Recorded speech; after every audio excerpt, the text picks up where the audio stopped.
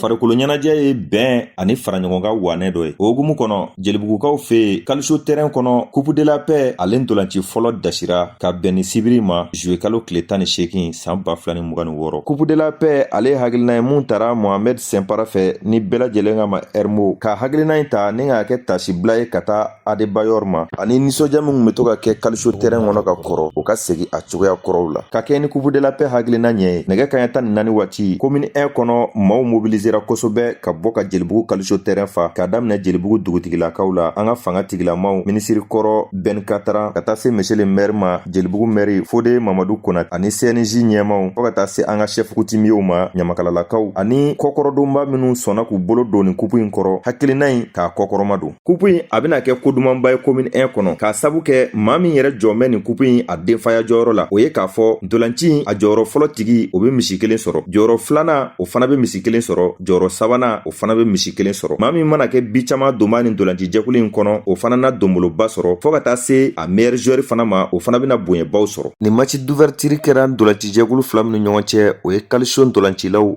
ani Blaki ntolancilaw ni ɲɔgɔn cɛ. Kaliso kɔni ye sebaya sɔrɔ Blaki kan 1 ani Kanangolo. Donc comme fɔɲɔgɔnkɔ tun bɛ terrain na donc an bɛnna ko la donc ne y'ale coupe de la paix bon ka an grand frère dɔ bɛ yen nɔ Adebayor Sidi Darame donc an kɔrɔkɛ sɛbɛn kun a fana tun cɛsirilen don ɲan terrain ko la o de la ne fana y'a kanu k'a d'a la komi ale tun fatura Ala k'a lajɛ ani silamɛ su bɛɛ équipe 32 de don ne mɔgɔ min cira dɔrɔn o y'a bɔ bon toujours m'o de fɔ n ko n bɛ bɛɛ fɔ quoi n bɛ bɛɛ fɔ an ka daw dɔrɔn ma banna nisɔndiya dɔrɔn de bɛ ne la. An bɛ barika da Ala ye k'a fɔ ko jelibugu sifinnakaw y'an wele tuguni parce que kuma o kuma dɔw bɛ weleli kɛ sensibilisement ninnu kan i kana Kaliso kɔnɔna la d'après tous ces années là balontan min fɔmana ka kɛ o sɔrɔla ko caman fɛ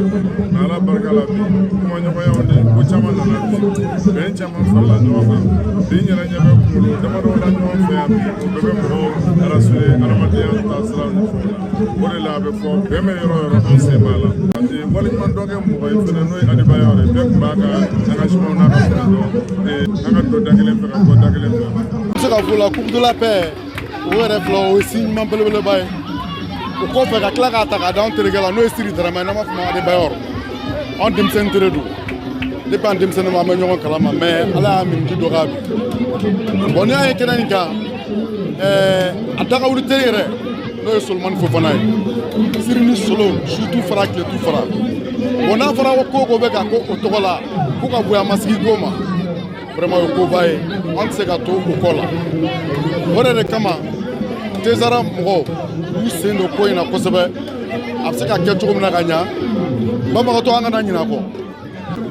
nisɔndiyalen n'o bi wulada in na trop Hermo n'a balimaw n'a sinjiw u ye ko ɲumanba de kɛ Kaliso in kɔnɔ yan nɔ bi parce que Kaliso kun famana ni ɲɔgɔnna ma quoi ni Hermo y'a ta denmisɛnninya la ka bɛɛ fara ɲɔgɔn kan jelibugukaw ka fierté don quoi sinon a kun bɛ se ka taa kɛ quartier wɛrɛ la ka jelibugu to yen nɔ fana a tilala tuguni k'a kɛ ko coupe de la paix a hakilina ɲumanba de sɔrɔ k'a kɛ quoi denmisɛnnin minnu il a très bien faire mɔgɔkɔrɔbaw ma se ka mun kɛ ale de faralen filɛ nin ka jelibugu bɛ don da kelen fɛ k'u bɔ da kelen fɛ an bɛ dugawu de kɛ Hermo ye Ala k'a mɛn an kɔrɔ Ala kana foyi foyi k'a la nin wagati in na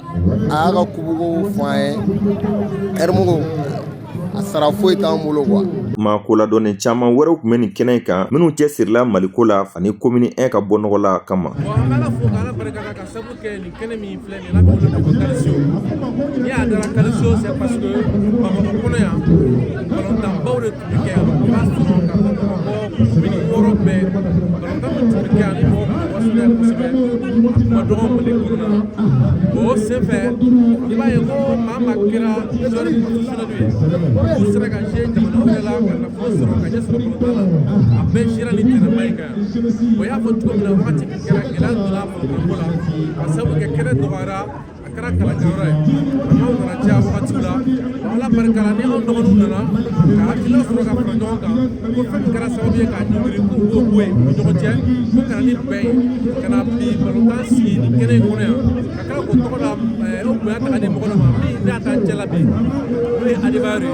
mɔgɔ dɔ min ye balontan kanu kosɛbɛ a y'an balontan kanu kosɛbɛ wa a ka kanu o de tora hakili kɔnɔ o de kama ale kelen ma taɲa mais ko ji bɛna tɛmɛ sira don ni kɛnɛ nana sigi min k'a fɔ ko an ka tɛgɛ di ɲɔgɔn ma ko tila ka bonya di ale ma an b'a la fɔ k'ala barikada o sira de bɛ ne bolo. Nin kupu in bɛna kɛ sababu ye i n'a fɔ a tɔgɔ b'a fɔ cogo min na ka bɛn ni kelenya sabati commune 1 kɔnɔna la. A ye dɛmɛ ka wara la o k'a sɔrɔ a kuɲafan bɛ i yɛrɛ bolo. Commune 1 sifinnakaw u bɛ wuli ka jɔ la commune 1 bɛ se ka prospérer cogo min na.